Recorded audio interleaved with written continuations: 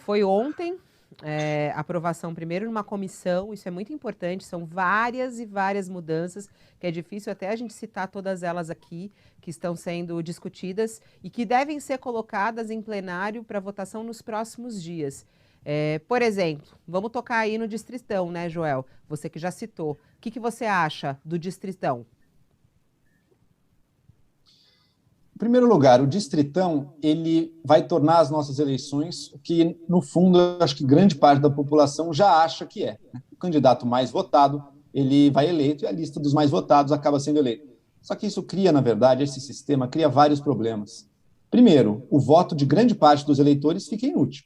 Porque hoje em dia, se eu votar num candidato que não se elege, ainda assim o meu voto ajuda a eleger outro candidato daquele mesmo partido. O seu voto num candidato que se elegeu, mas ele teve muito mais votos do que precisava, esses votos a mais que ele teve também servem para eleger outros candidatos do mesmo partido. É uma medida que, por um lado, essa votação proporcional, né, das listas partidárias, ela cria alguma solidariedade entre os candidatos do partido, que um ajuda o outro. Se eu conseguir mais votos, eu também te ajudo. E, em segundo lugar, ela fortalece um pouco uma estrutura, ela fortalece um pouco que a política não seja apenas dos indivíduos, que haja também a existência dessa coisa chamada partido, que ajuda um pouco a negociação política, a organização política e a defesa de certas bandeiras que estão além dos indivíduos. Com o Distritão, não. Vai ganhar quem for mais famoso, quem tiver mais votos. Eu chuto aí 3 categorias. Primeiro, o político que já tem caro, que é muito mais fácil recuperar o voto de quem já votou em você do que conseguir um novo. E pessoas ricas e famosas e youtubers. Pessoas que fazem sucesso nas redes sociais. Esses talvez tenham mais facilidade de conseguir esses milhões, dezenas de milhares de votos aí. Para o resto, para muita gente séria, tentando entrar na política, tentando renovar o nosso cenário político, vai ficar muito mais difícil. Então, ela vai desagregar, esfarelar ainda mais a política nacional, porque são só indivíduos, não existe, quase não vai existir mais partido, do ponto de vista das eleições, e vai tornar o voto de muitos eleitores totalmente inútil. Então, acho uma medida muito ruim, acho uma medida que vai piorar a qualidade da eleição. E outra, a gente ainda está vivendo as primeiras eleições depois de uma reforma política que já aconteceu. Por que a gente não é capaz de deixar as eleições como estão e deixar, por exemplo, a cláusula de barreira progredir? Que seria, aí sim, uma mudança que vai fazer a diferença no cenário brasileiro. Não precisa ficar mudando a toda hora. Agora, eu finalizo dizendo também que eu, sinceramente, eu não acredito que os deputados vão aprovar o Distritão. Eu acho que talvez ele esteja ali um pouco como um bode na sala para, no fundo, aceitar e aprovar outras coisas mais fáceis para voltar como era antes. Por exemplo, as coligações proporcionais nas eleições. Eu voto em alguém de um partido, mas eu posso eleger a pessoa de outro partido. Cria aquelas coligações totalmente espúrias entre os partidos nas eleições. Eu acho que eles querem mais é voltar com isso e botaram alguns bodes na sala aí para a gente discutir mais. O que você acha, Sakamoto? Isso realmente que o Joel falou, né? A possibilidade de aprovação ela é baixa, segundo muitas análises aí, não deve passar, mas está lá em discussão, pode passar. O que você acha da adoção ou não do Distritão e dos outros pontos também colocados, né? Chama a atenção essa mudança também da forma de votar, que você poderia votar em até 5 candidatos a presidente, a governador ou prefeito. Você acabou entendendo essa emenda aí, Sakamoto? Então, primeiro com relação à questão do Distritão, acho que é um pouco no sentido que o Joel falou. Eu apurei agora de manhã, conversando com pessoas na Câmara, com deputados na Câmara dos Deputados, com assessores parlamentares de comissões também, que apontaram que, na verdade, o Distritão ele é o bode na sala para a volta da falecida coligação proporcional, né?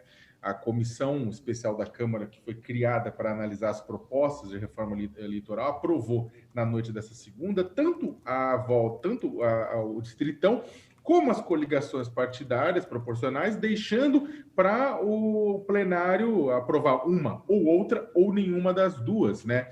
Com isso, o Distritão, considerando que o Distritão o presidente do Senado já disse que o Distritão pelo Senado não passa, né? O Distritão ele acaba se colocando como um bode na sala que pode ser removido para o alívio geral da população, pelas razões que o Joel já falou, enquanto as coligações proporcionais voltam a valer. Agora, vamos lembrar que a previsão da coligação tinha sido extinta, o que dificultava a vida de partidos menores, mas também de legendas de aluguel, né? Considerando que a cláusula de barreira ia crescendo a cada eleição e dificultando a existência de partidos menores, o que diminuiu a quantidade de partidos no Congresso. Afinal de contas, não precisamos de 2 dezenas dezenas de partidos, porque não temos 2 dezenas de ideologias no Congresso, né?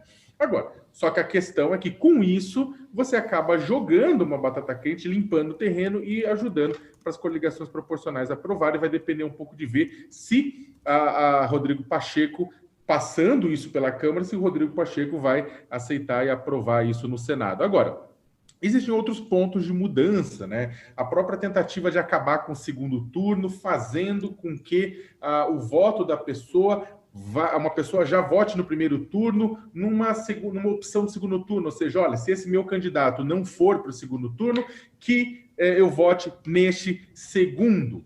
Né, nesse segundo voto, né? A questão é uma ideia, essa ideia é uma ideia meio acadêmica, né? Na ciência política se discute isso, há defensores, não sei se na Escócia ou na Nova Zelândia, alguns países têm uma adoção, né, que é o chamado voto preferencial. Agora, a questão é que isso, na ciência política, faz com que, no final das contas, você tenha uma convergência centrista com relação aos votos, né? Você faz com que tenha uma convergência ao centro, né? A segunda opinião colocada no voto ao longo do tempo acaba convergindo para o centro. Mas também tem vários problemas, porque no Brasil o tempo de debate, com a quantidade de candidatos que a gente tem, é muito pequeno. O segundo turno acaba sendo, de fato, o único momento de debate profundo de ideias com relação a uma eleição. Eu acho que, do ponto de vista acadêmico, é interessante, mas do ponto de vista prático, eu acho uma introdução muito complicada no Brasil. Deixa eu discutir esse ponto aqui também. Pode falar, pode falar. Posso, Fabiola? Pode, claro. Então, eu gosto da ideia do voto preferencial, porque a gente está vivendo num modelo, esse modelo de 2 turnos, nos quais 2 candidatos, digamos que 2 candidatos, cada um deles tenha 30% do apoio da população, mas para cada um deles, os outros 70% da população o odeiam.